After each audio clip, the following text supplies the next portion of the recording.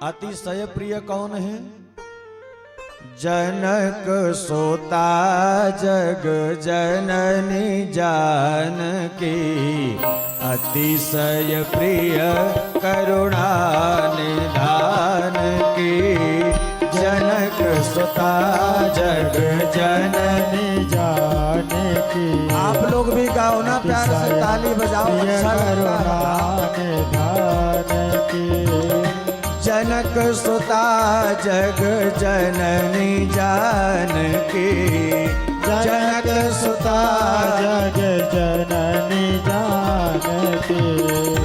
जनक सुता जग जननी जानकी, अतिशय प्रिय करुणा निधान की।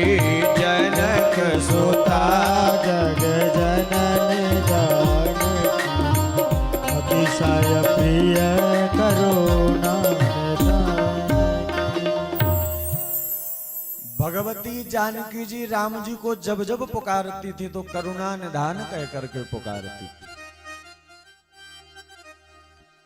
हमारे भारतीय सनातन संस्कृति में ऐसा नियम है, शास्त्रों का ऐसा उपदेश है कि भैया पतिव्रता स्त्रियों को अपने पति का नाम नहीं लेना चाहिए।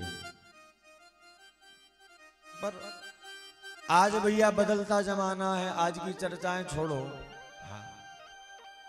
ज्यादा ही आगे बढ़ गया आज का जमाना। आपने देखा होगा और गांव देहातों में आज भी माताएं अपने पति का नाम नहीं लेती। कैसे भी करके गुजारा कर लेंगी, पप्पू के पापा, चिंटू के पापा, कुछ भी ये न के न प्रकारेण अपनी बात को पति तक पहुंचा देंगे, लेकिन नाम का स्मरण नहीं करेंगे। शास्त्र कहते हैं जो माता, जो पतिव्रता स्त्री अपने पति का नाम लेती है भैया, उसके पति की आयु क्षीण होती है। भगवती जानकी जी ने कभी भी राम कह करके नहीं पुकारा, अपने पति का नाम नहीं लिया। जब जब कहा तब तब करुणा निधान कह करके पुकारा।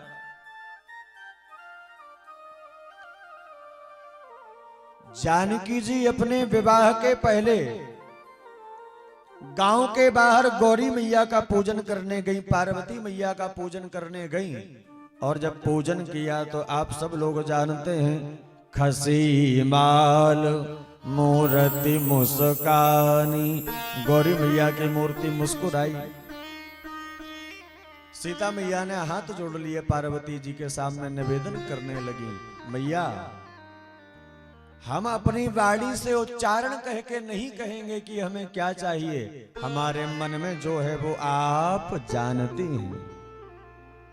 अरे मनु जाहि राचेओ मिलहि सोबर, सहज सुंदर सावरो। मनु जाहि राचेओ मिलहि सोबर, सहज सुंदर सावरो। इसके आगे की पंक्ति माता गौरा ने, पार्वती ने कहा, हे जानकी करुणा निधान सुजान शील, स्नेह जानत रावरो। करुणा निधान सुजान शील, स्नेह जानत रावरो। माने जानकी जी ने जब जब राम जी को पुकारा तब तब करुणा निधान कह करके पुकारा। मानस में प्रमाण भी मिलता है, भगवान रामभद्र ने श्री हनुमान जी महाराज को अंगूठी दी, मुद्रिका,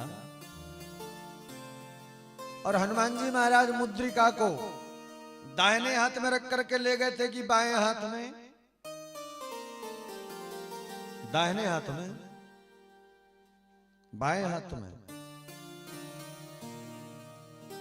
प्रभु मुद्रिका मेली मुख माही, मुखारविंद में हनुमान जी ने मुद्रिका को रखा। किसी ने हनुमान जी से कहा सरकार कभी कभी आप भी बंदरों जैसे काम कर देते हो। अरे अंगूठी उंगली में पहनने की चीज है कि मुख में रखने की? रसगुल्ला मिले तो मुख में रखो, बात समझ में आती है। मुद्रिका अंगूठी मुख में रखने की वस्तु थोड़ी है। हनुमान जी महाराज मुस्कुराए और कहने लगे, अरे भैया मुद्रिका मुख में रखने वाली वस्तु नहीं है, लेकिन मुद्रिका पर जो लिखा है वो तो भैया मुख में रखने वाली ही वस्तु है।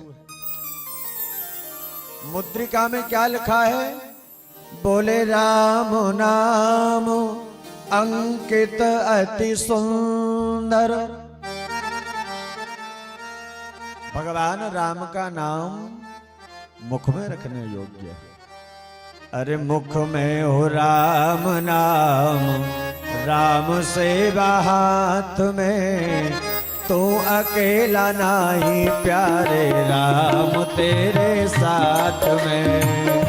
मुख में हो राम नाम, राम सेवा हाथ में, तू नहीं अकेला प्यारे राम तेरे साथ में।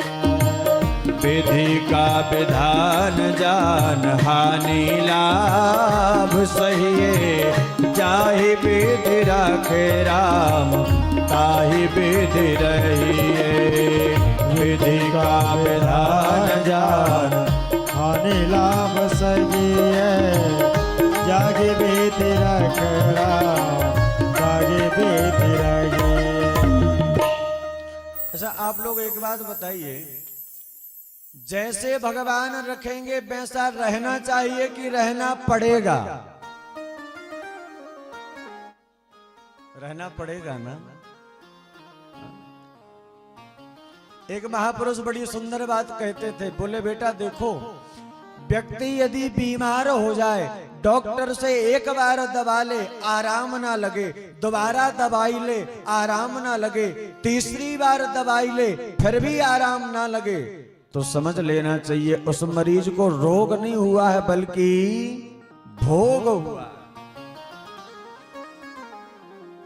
रोग होता तो डॉक्टर की दवा से रोग मिट जाता, पर बार बार दवा लेने के बाद भी यदि रोग नहीं मिटता तो भैया समझ लो वह आदमी अपना भोग भोग रहा।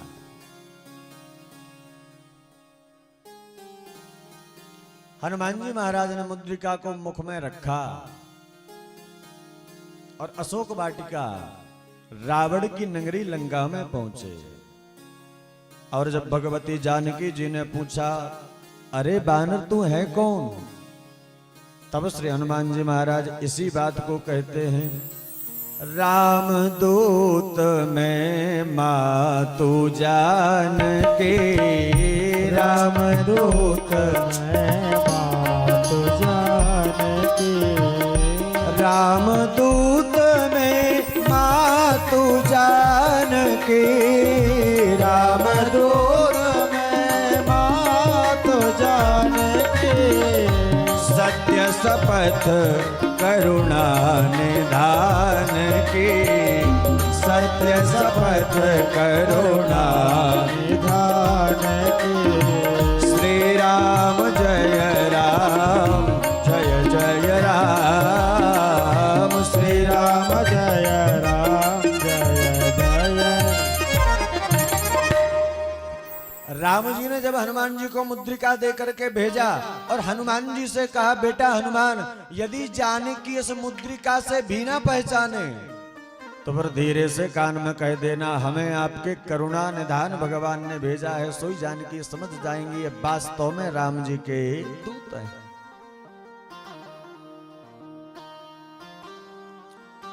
माने माताएं अपने पति का नाम नहीं लेती,